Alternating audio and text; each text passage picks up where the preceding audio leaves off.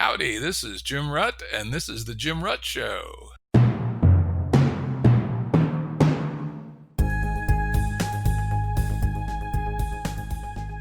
This is a Currents episode. Currents are shorter and less heavily produced than our full-length episodes and generally focus on a single topic. As always, links to books, articles, and organizations mentioned are available on the episode page at jimruttshow.com. That's jimruttshow.com. Today's guest on this Currents episode is Tyson Yunkaporta. How you going, Jim? No howdy today. Usually like it's howdy. Howdy! I think that's on the pre-roll. The howdy. Yeah. Right. I picked that up when I was living in Idaho, out in actually sheep herder country, and all the local people said howdy, and I picked it up and have used it ever since. And when I lived in Boston, people looked at me like I was the man from the moon when I said howdy. But hey, that's the way it goes. Howdy, Tyson. Howdy. Tyson's an academic, an arts critic, and a researcher who is a member of the Appalach clan in far northern Queensland. He carves traditional indigenous tools and weapons out of wood mostly, and also works as a senior lecturer in indigenous knowledges at Deakin University in Melbourne. And he lives in Melbourne, at least most of the time. Tyson's been on the show twice previously, where we have dug into his remarkable new book, Sand Talk. And as always, we'll have a link to Sand Talk on the episode page at jimruttshow.com. If you care about the future of humanity, read this book. In fact, Jim Rutt says, read Sand Talk or I'll kick your ass. How about that for a blurb? That's an endorsement. That's going on the cover of the next edition, that one. I was going to tell you, send that one to your publisher and say that in the next printing, that's got to be on the back cover. Yeah. Now, seriously, people, this is not only a must-read book for anybody that cares about the future of humanity, but it's also a great work of art. Yeah, I'm serious about this. It is not linear. It's not a list of the 13 things you can do to save the planet. It's a beautiful weaving of Tyson's personal story, the story of the people of Australia, the people of the world, the craziness of the world, complexity, indigenous knowledge, all woven together into an astounding tapestry. If you read one book this year, read Sand Talk. But now let's get into the topic of today. Since I read the book and had those two wonderful conversations with Tyson, one idea from the book in particular has just pulled at me, and it just keeps pulling me back and making me look at it again and again. So I reached out to Tyson and said, let's just talk about this one topic. And that's a topic which he calls humans as the custodial species of the earth. So what do you mean by that? Well, it's just a foundational understanding in most of our Aboriginal cultures and Torres Strait Islander cultures in Australia, and it's most of our creation stories, culminate in human beings being given this role of humans being passed this knowledge and this law from creator entities of how to be in the world and what your role is, and how you're maintaining this sort of custodial relation with all of creation. Yeah, of course, the Christians, Christian canon also has that. When they kick Adam and Eve out of Garden of Eden, good old Yahweh says, "And you will have dominion over everybody," and it's kind of ugly, frankly. Yeah. I'm not sure I like that model of a custodial species. Do you have a better one? Yeah, well, the dominion's a different thing. I mean, even the word custodial is about as close as you can get in English to it. It's just, it brings to mind ideas of custody, and, like you're holding, capturing, trapping this nature, and that's not quite the idea. But most people have an idea of what custodianship is, and it's a bit of a light hand, and something that has to be, deeply considered and sort of has to be governed by sort of more natural law than anything else.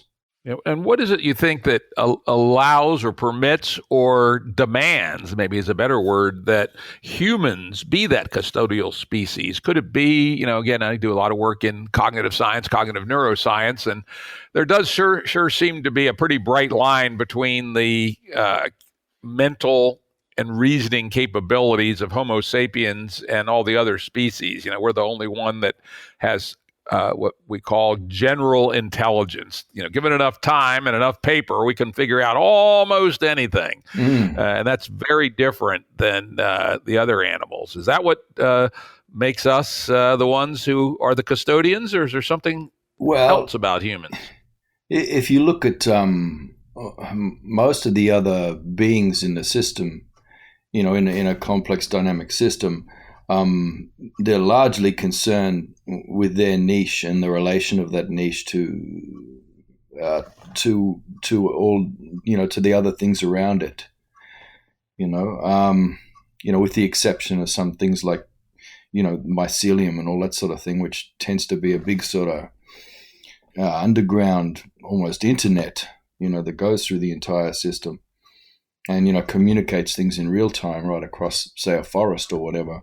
So, mycelia, they don't have opposable thumbs, And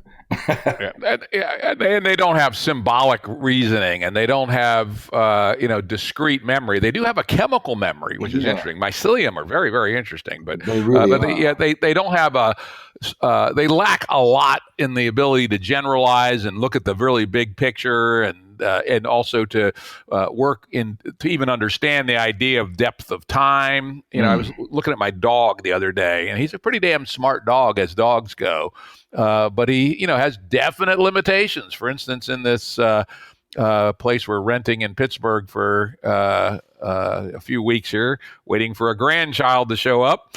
We walk the dog around the block, and he has not yet figured out that we go out the back door and through the alley and then around the city block. He hasn't figured out yet that the front door and the back door are somehow related. But humans have the capability to do that very easily. A 4-year-old figures that out in one day. Yeah. And I guess they're specialists, aren't they? A lot of animals are kind of specialists, whereas we're more generalists. Yep. But so anyway, there's clearly a difference in our capability, and so hey, we're the ones who are the only ones that really can be responsible. Well, we can see, like, our minds are such that we're able to perceive the entire system. If we really do put our minds to work the way they were designed to be, we can perceive an entire complex system, but we can also perceive the systems beyond that system and the way they interact. So I guess it's that unique capacity that we would say we've been given by the sort of hero ancestors and the creation entities.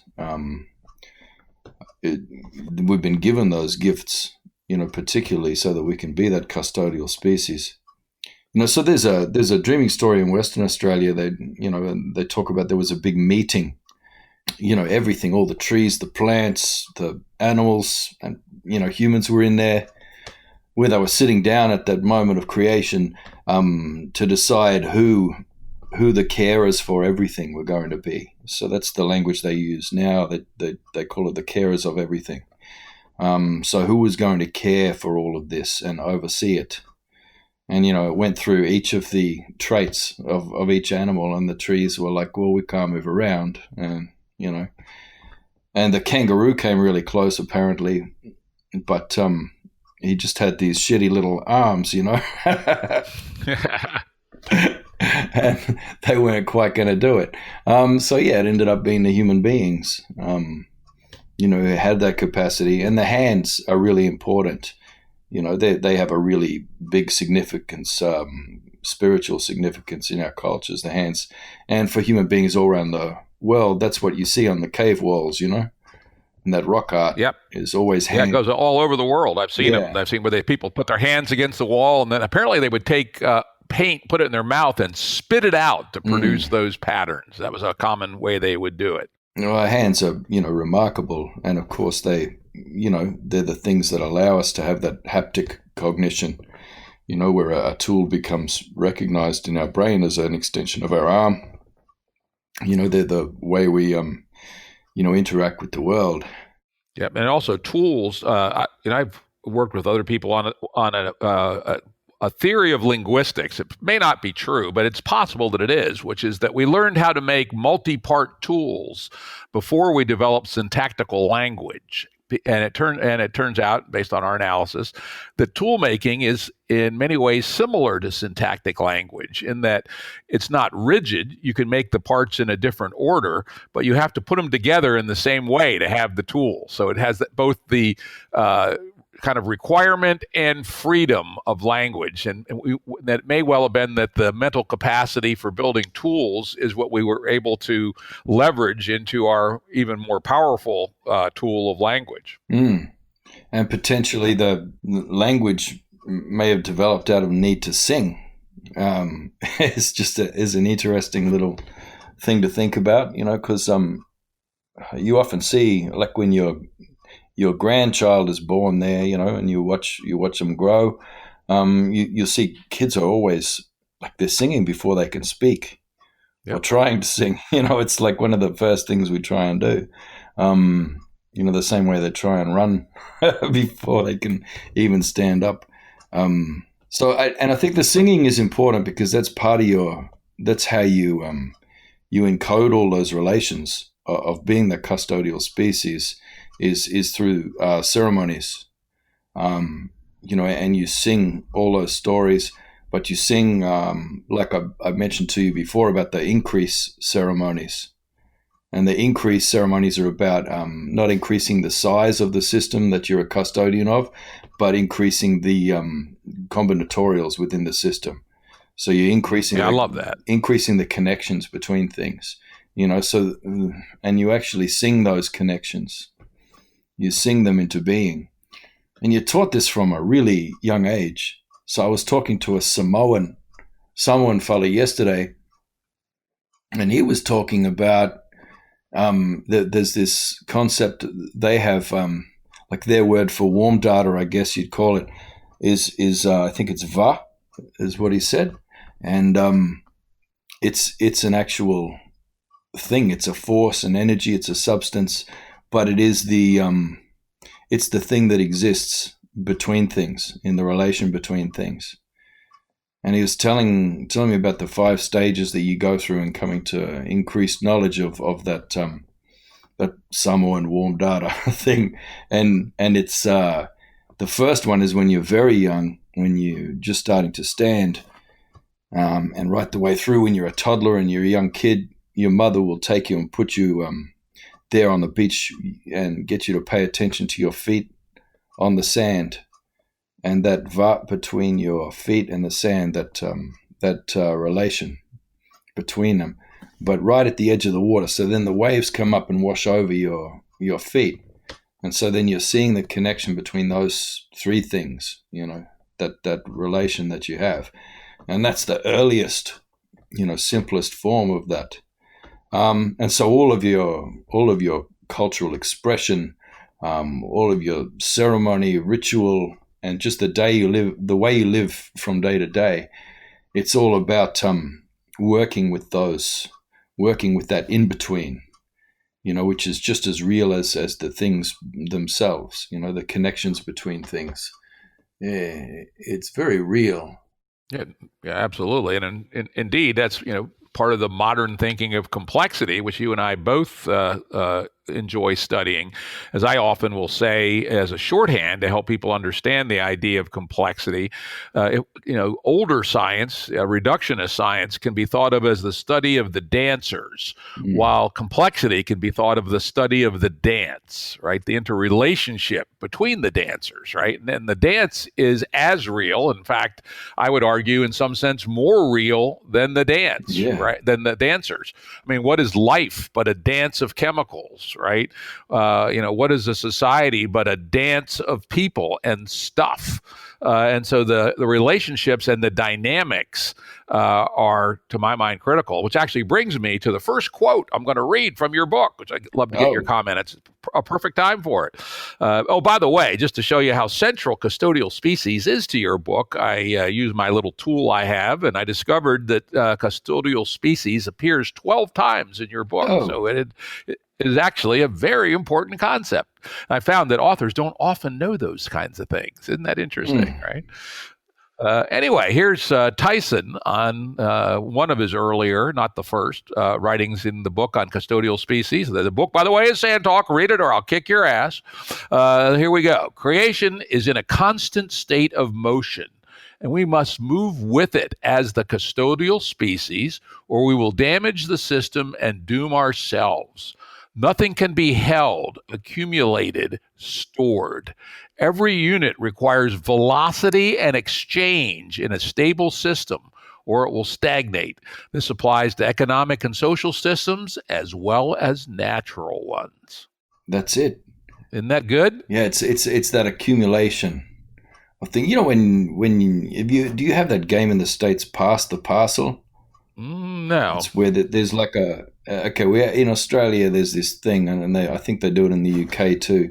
At a birthday party or whatever, there's like a little present, like a gift, but it's got, about 20 layers of wrapping around it, and all the kids sit in a circle, and they have to pass the parcel, and they take off one layer at a time, until finally the one who unwraps the gift, they get to keep the gift.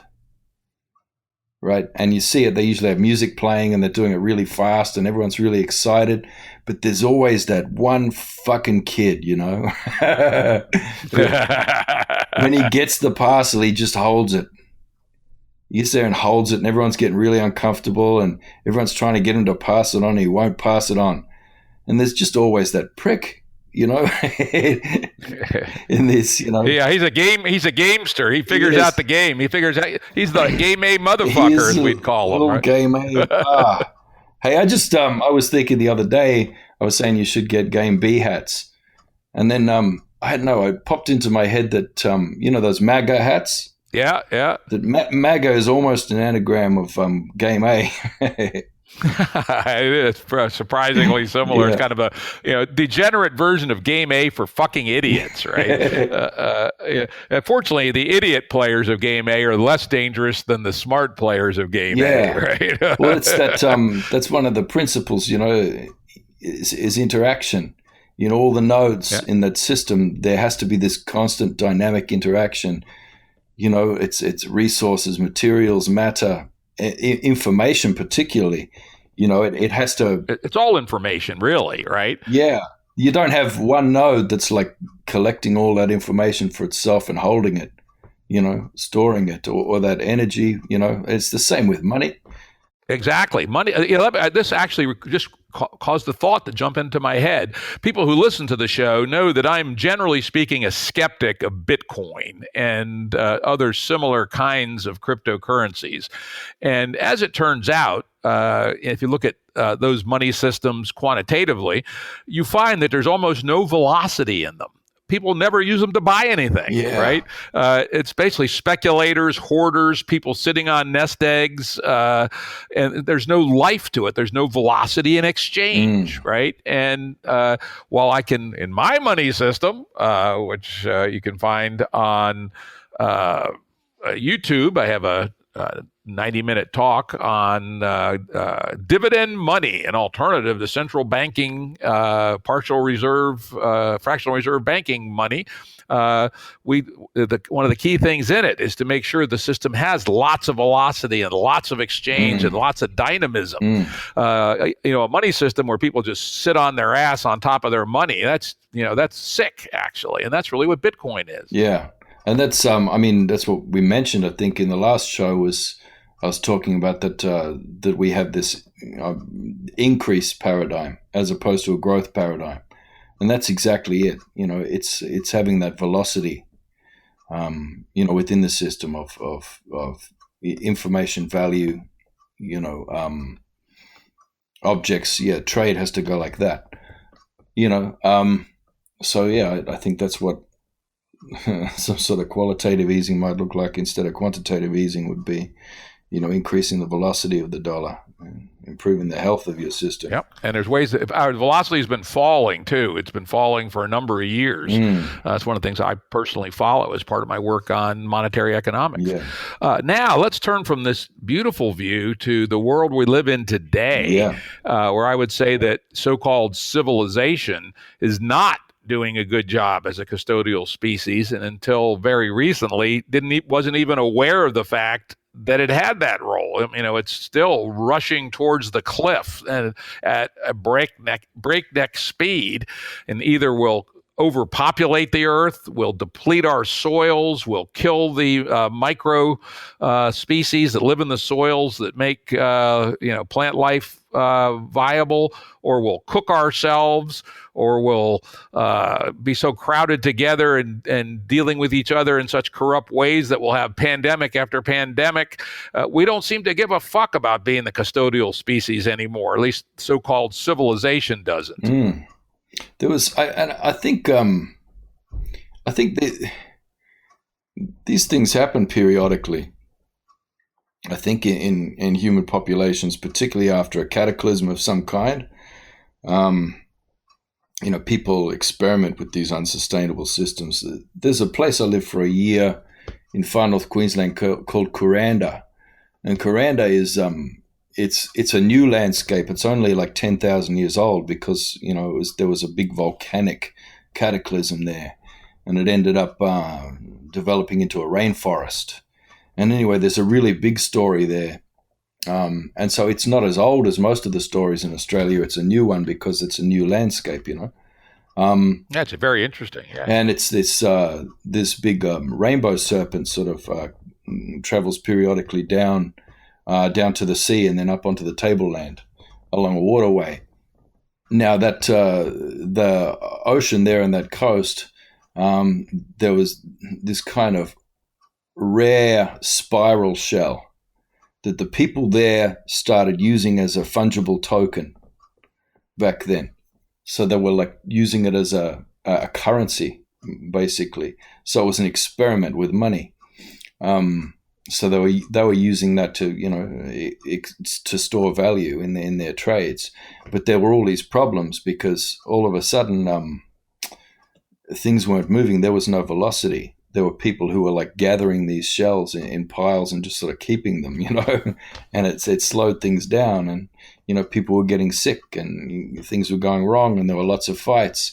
And this story is the story of the first heist, because that rainbow snake had come up out of the ocean, and he'd have a lot of these shells stuck in his scales, and so he was ambushed by these blackbird people, going up the hill. And they dropped a log on him and murdered him right there. Now, the rainbow snake, he's a really big, one of those big creator beings, in our worldview. One of the ones I was mentioning before, one of the really big, really important creator beings. Is really central to most Aboriginal cultures all over Australia. So it was a terrible thing that they'd murdered him. And after that, people decided to abandon that currency and that system, because it was just, it was obviously going to destroy everything. And the warning of that story is that, you'll destroy creation itself if you're doing that, if you're not sharing freely and having constant movement in whatever trading system you have.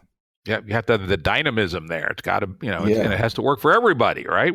Why is that so hard? Why is civilization not able to understand that? It's a very interesting question. Yeah, and you actually propose a reason, and I'm going to quote. Actually, let's wait till a little later for that one, because here's one that I'd love you to explicate for me as I was going through the book again for today's talk. I said, this is interesting, but I'm not sure I understand it. Let me ask the man himself. You say, we are the custodians of this reality, and the arrow of time is not an appropriate model for a custodial species to operate from. What do you mean by that? Damn interesting words, but I'm not quite sure what it means. Well, that was behind a lot of the sort of just little thought experiments I've been doing with the first and second laws of thermodynamics, and the idea that maybe the second law is not the most appropriate model of time, not the most productive one, and maybe a better one if we're looking at a whole heap of vast, complex, overlapping, interacting dynamic systems. That maybe the first law of thermodynamics it might be worth looking at as an alternative model of time, because I guess the arrow of time, as it's been created, is very much come out of print-based cultures. They developed print in order to try and control the story of the past. So they have printed history and say, well, this is the version of your history, and we're showing progress here because things were really bad and dark and terrible in the past, and now they're better, and every day is better. Therefore, tomorrow will be better. And so then they write contracts to try and control the future as well, and they end up making these civilizations fit onto that arrow of time, and therefore that illusion of progress. And I think that illusion of progress and that sort of wrong story of progress, that big lie, I think that's the cause of a lot of our destruction. We're all trapped on this arrow of time and just speeding towards the precipice. Exactly. This is such game A, heading for the cliff. I think that's a simple explanation of it. I kind of go into it a bit more in the book. Some of the ideas. And then later I found out that Charles Darwin had the same idea when he was messing around with physics. And of course, physicists, hardcore physicists, many of them, not all, but I would say a majority at this time, believe time is an illusion, actually, and that there may not actually be any time, and that maybe everything happens simultaneously, and time is something that we impose upon the structure of the universe. Isn't that a weird thought, right? Yeah. Well, I know a lot of our like really, really senior law people, clever people, we call them. The way they talk and interact with the world is definitely on a completely different model of time. There's a scholar called Christine Black, and she wrote a book about indigenous jurisprudence called "The Land is the Source of the Law." She was telling me the other day that she's come to the conclusion that those old people live in a state of quantum, was how she put it. Where they can hop around between, aren't what's called non-localism. Yeah. Again, something that physics shows actually does exist. In fact, I would say most all physicists believe that this universe is non-local, meaning that things can go from A to B without being anywhere in between. Well, old man Juma, who I talk about in the book a lot, tell his story, and he's got I think about half a dozen of the symbols in the book are his sand talk symbols that he wanted to share with the world. And when he first showed me those, it was more than just those. There must have been 200 or 300 symbols he showed me all in one day. It nearly made my head burst. But he was blowing my mind, and he kept saying things that, like he knew all about my life somehow, and he was referring to things, future events, as they were happening now. And he said, that place where you're going tomorrow, he didn't know where I was going. I was actually flying I was in the Northern Territory there, and I was going to be flying all the way down to the bottom of Australia to the Snowy Mountains. And I was going to be right up on the top of that Snowy Mountain there, near the Snowy River. He didn't know that. He didn't know I was flying out and going there the next day. But I hadn't told him anyway. And he said, that place you're going tomorrow, you need to listen to this Yothi Indie song, because there's a song line in there, and you'll find that song line. So it's called Timeless Land, that song. You need to listen to that. And then you need to follow that song line all the way down to the ocean. And you need to draw these symbols in the sand there, and draw it right up on the beach there, and the big wave will come up and wash that out to the sea. And then I was laughing at him, and I went, you like I thought he was a charlatan, because Yothu Yindi's a band from the Northern Territory. And I was like, what he doesn't know is that I'm going to be flying down to the bottom of the continent tomorrow. He doesn't know where I'm going to be. And so I just dismissed it. And I thought, he's a silly person. And yeah, so I was up on that mountain, and I was talking to a lawman there, like a senior lawman, initiated into the bigger knowledge and all that. And he said, well, when there's old people, you've got to do what they say. And I said, yeah, but I'm not in the Northern Territory. And he went, well, just listen to the song anyway. So we got it up on YouTube there and listened to it. And it was, and the early, right towards the start of the song, the lyrics are, from the edge of the mountain, down through the valley, down where the snowy river flows, follow the water down to the ocean, bring back the memory. Oh dear, he had you. He had me. So it turns out that those Yolngu people from right up north in Australia had visited that place and sat down with the old people there, and they knew that songline, and they'd written it into one of their songs. And I'm like, wow, yeah. And he always talking about future things in present tense, or even sometimes past tense, like they've already happened, like he's narrating something he's already seen. And I've never seen that old man sleep. I've camped with him that many times, never once seen him go to sleep. He's just always there in the same spot in the morning, fully clothed. Looks like he hasn't. I've never seen him go to the toilet. I don't know what's going on with him. It's terrifying sometimes. Yeah. Sounds like Gandalf the Wizard in Lord of the Rings, right? He never sleeps, and now that you mention it, that I can't hear him ever saying he took a shit either. So. Yeah, so, that's it. So interesting. I mean, that's campfire sort of stories to scare small children with, I guess. But it's an interesting thought, the possibility that our minds can exist, out of linear time in that way. Another thought I just had about time, stimulated by this conversation, which is, kind of multifaceted, which is Game A, our status quo world, has distorted time in an extraordinarily dangerous way. If you listen to my show, you've heard me talk about that the inner engine of Game A is the quest for short-term money-on-money return. And how is money-on-money return denominated? By interest rates. And what is the thing about interest rates? They're exponential, which means that if it's 10% interest, the principal keeps growing exponentially over time. And if you turn that around into a so-called discount rate and say, what is $100 worth in 100 years? The answer is almost zero if you assume a 10% interest rate. And so time in Game A, in financial terms, in a world driven by money on money return, causes the future to essentially disappear, so nobody cares about it. Yeah.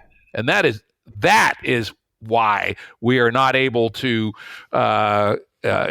do our duty as a custodial species, as if you are operating under the inner engine of money on money return, which by its very definition, when it's based on debt money, has an exponential discounting of the future, such that the economic measure of the future is essentially zero. It's that snake eating its tail. Yeah, exactly. That foundational myth of civilization.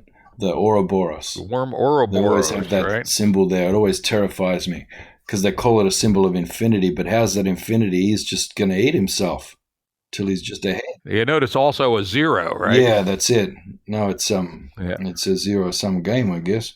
Yeah, though it doesn't have to be, especially if we and remember that distinction between increase and growth, or I would sometimes call it the growth into the microcosm versus the growth into the macrocosm, right? It doesn't hurt the earth to be ever more intricate. Let's think of engraving. Our engravings become more intricate. We don't consume more wood when we do that, but we add a lot more value to the world, right? That's a really good metaphor. Yeah, I think that's what I think. That's what Yeah. I think of as increase, and growth is I'm going to do kind of shitty engravings, Yeah. but I'm going to do a whole bunch of them, Yeah. right? Versus one very intricate, very beautiful, very integrated engraving. Mm. And if we can change our mindset towards richness in terms of detail and connection and dynamics, and away from piling up shit, Yeah. right? The idea that the worst idea in game A is he who dies with the most toys wins, Yeah. right? There's a caution though. Like, I mean, you really, really do have to know your stuff, because of that sort of butterfly effect of tinkering with complex systems. You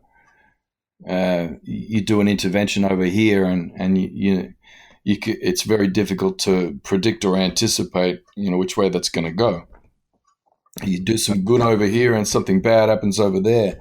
Over that place I was talking about before, at Kuranda, when I was traveling up to there, I was traveling from right down in the south. You see, Kuranda is the end of one of those big song lines for that platypus story. And I was down at the start of that story at a place called Narran Lake in western New South Wales. And that story starts with a water rat and a duck doing the wrong thing and mating when they shouldn't be mating.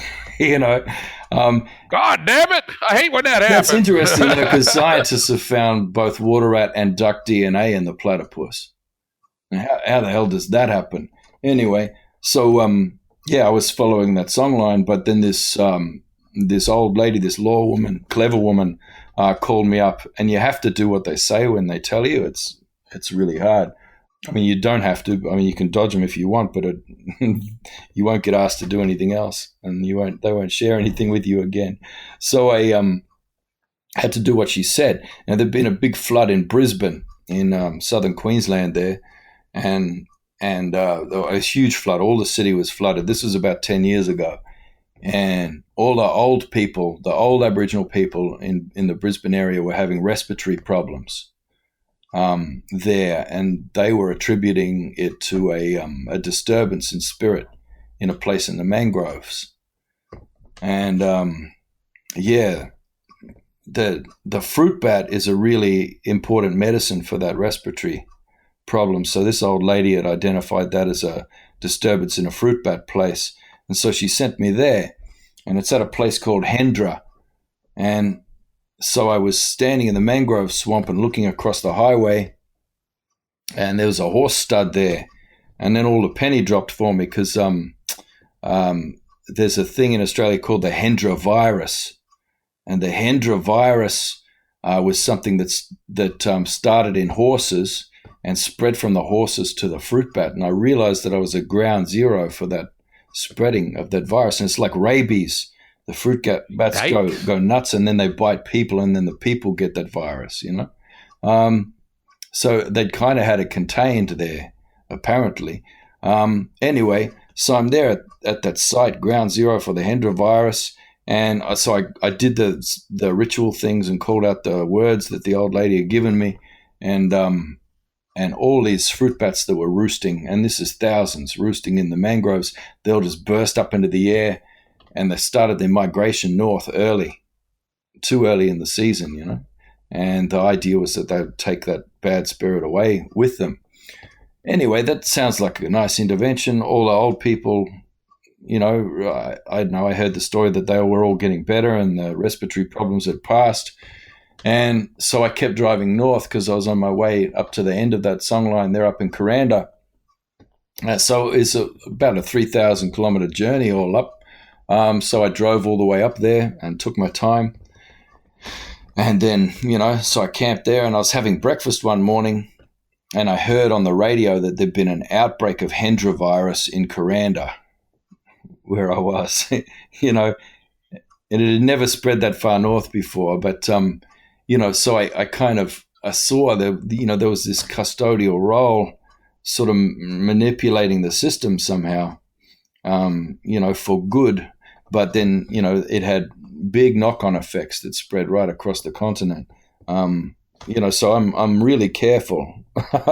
I try to be careful with everything that I do now. If I'm taking on custodial roles, in any system. And of course, that's one of the things we do learn in complexity science and in our game B work. I make this point again and again and again. The ability to predict the unfolding of a complex system when you tinker with it is quite limited, right? And so one must proceed empirically and experimentally, I would argue, at least. Make probe changes, see what happens, wait a bit, make another change. Oops, that one didn't work out so well. Try something else. And that's the danger of ideology, right? When people come with this book that says you must do all of these things, everyone, every jot and tittle, you can almost be sure that they're wrong. And unfortunately, if they, think of Marxist-Leninism as an example of that, right?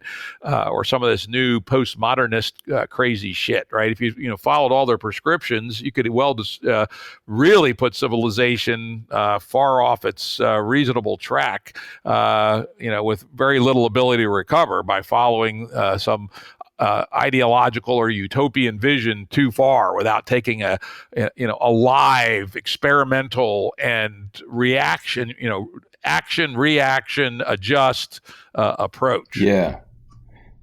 I think a lot of, we have all these plans. People are always asking, what's your vision of the future? All these kinds of things. And we're supposed to design the future, based on a very limited, map of what we can see. And I think a lot of times it's got to be a bit more dynamic than that.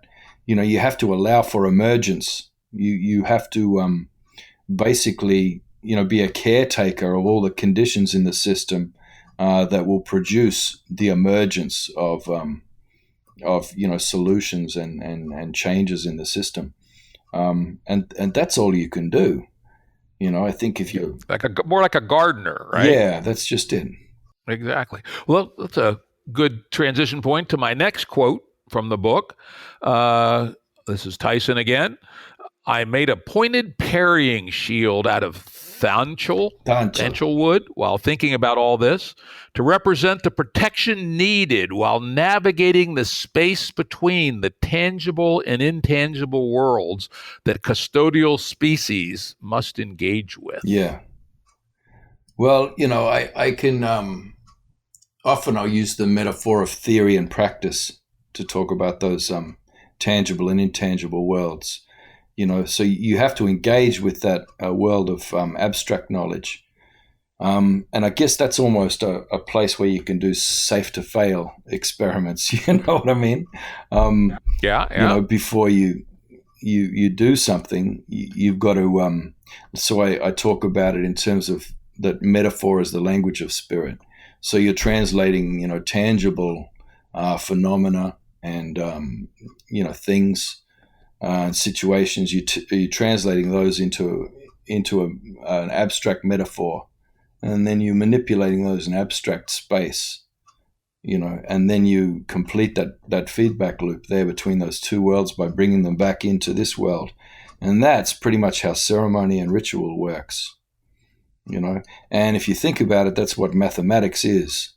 Mathematics is translating, tangible systems into intangible symbols and metaphors, and manipulating those in that abstract space, and then finding solutions that you can bring back across into the real world.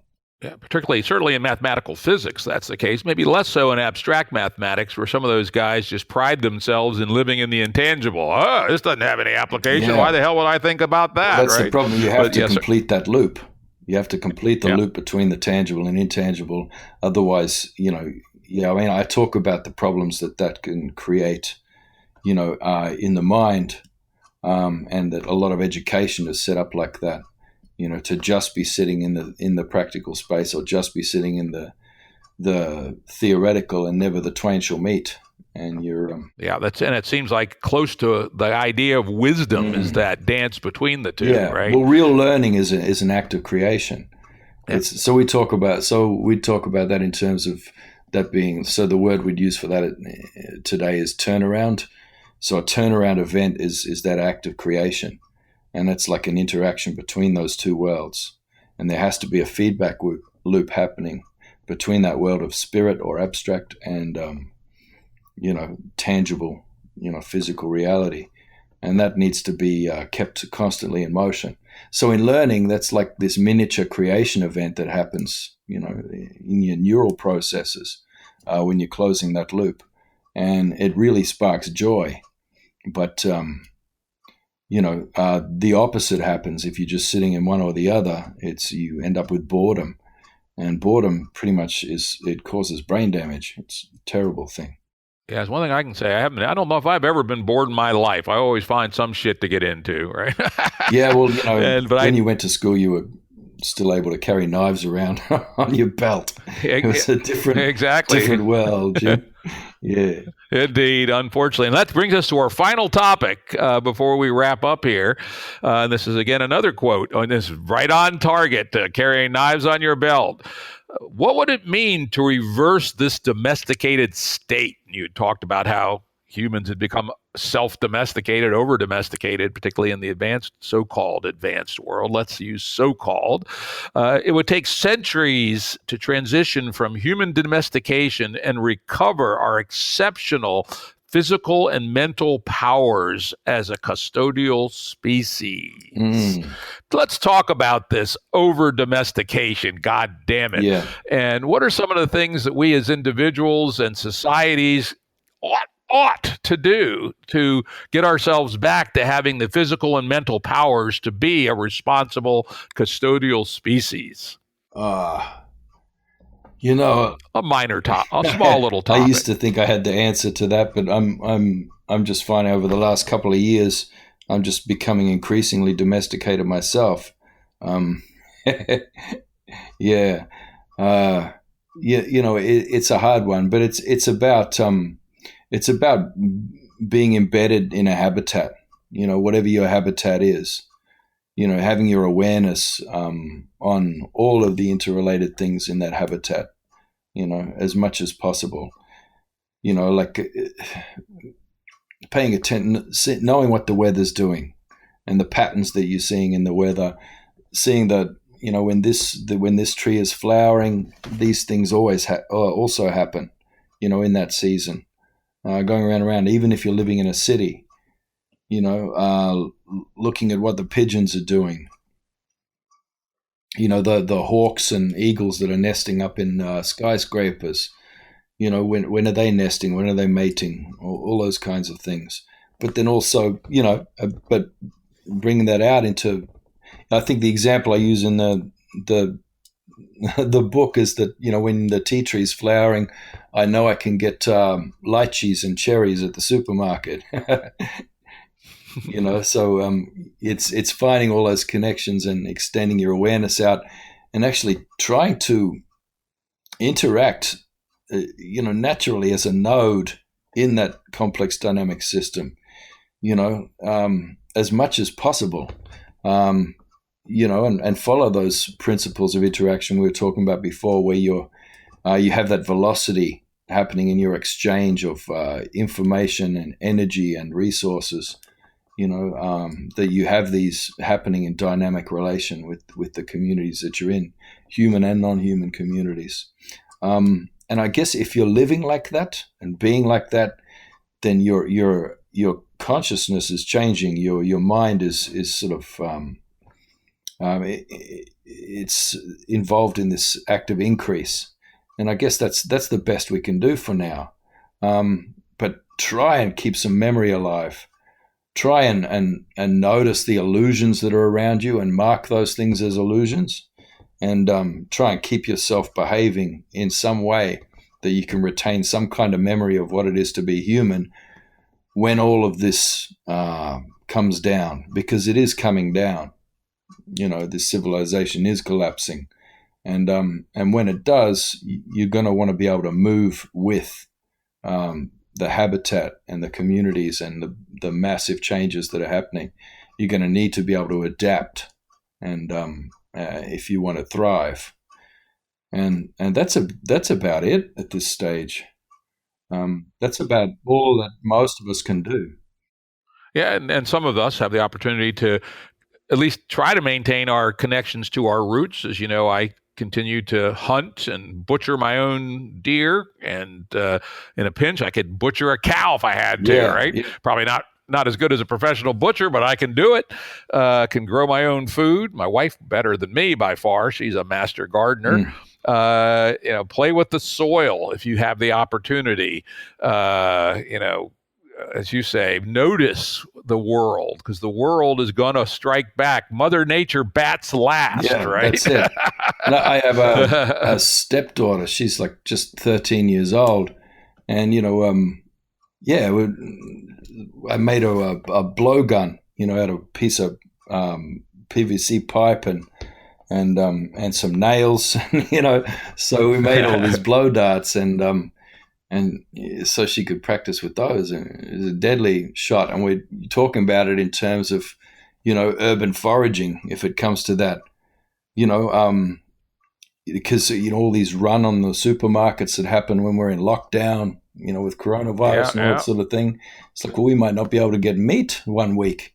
So you're going to have to go out and knock some of these pigeons or some of the possums that are running around with your blowgun. And so we'll have meat. And we're just about to move on to knife throwing next. That's the next skill she's going to pick up. Yeah. Yeah, I remember I became obsessed with knife throwing when I was about 12, and bought a set of throwing knives. Got pretty good at it, actually. It was a lot of fun because you have to learn how to get the rotations just right and all this sort of stuff. Quite cool. I would commend you to teach your daughter that excellent skill. And all the women and girls in my house have traditional Aboriginal women's fighting sticks that I've made for them, and so there's been a big spike in home invasions in Melbourne recently with all the lockdowns and all that sort of thing with the coronavirus. So, but we feel pretty safe here. I'm pretty sure my women will be able to protect me. That's a good thing, right? That's a very good thing. Well, Tyson, I think we're going to wrap it up here. I think this, as always, has been an exceedingly interesting conversation. And all you people out there, go read Sand Talk by Tyson Yunkaporta, or I'll kick your ass. It's been fun. And we managed to get through the whole thing without sexually assaulting any megafauna in a thought experiment, which... no butt fucking of the mammoth. I'm never going to live that down. Yeah. I'm not Tyson the author anymore, or Tyson the thinker. It's, you fuck one mammoth and that's it. You're done. You're a mammoth fucker forever.